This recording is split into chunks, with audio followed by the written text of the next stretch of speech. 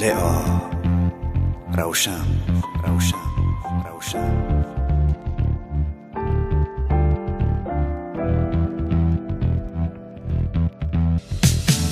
چرا تو تیز میای و تیز میروی خانه خود؟ من که عاشقی چشمات شدم ای همسایه خوب.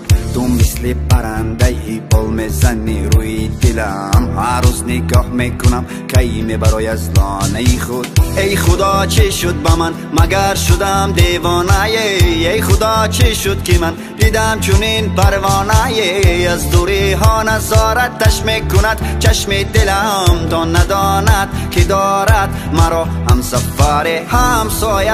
بگو چی کار بکنم که شنوی حرفایم؟ همسایه برون برا که دلم تو را میخواد هر ثانیه.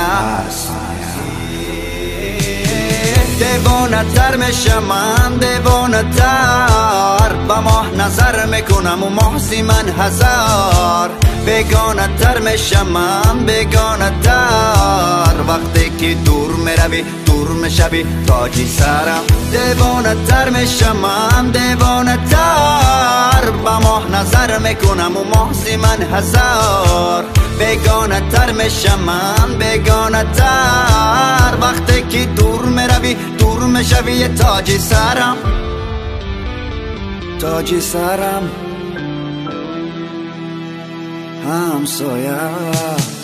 تک تکی را گشتنات، رفتار و هی رفتنات، وقتی نگاه میکنی از دوری لبخند زدنات، از روی لحن صدات قلبم را دادم برات. تو مگر جان میخواهی مه بگیر جانم فدات. دوست دارم تو گل لالم، من ندیدم با مثل تو روی عالم.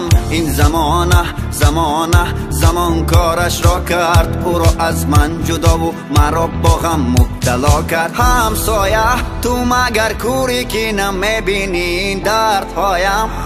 کجا مرا تنها گذاشته رفتی؟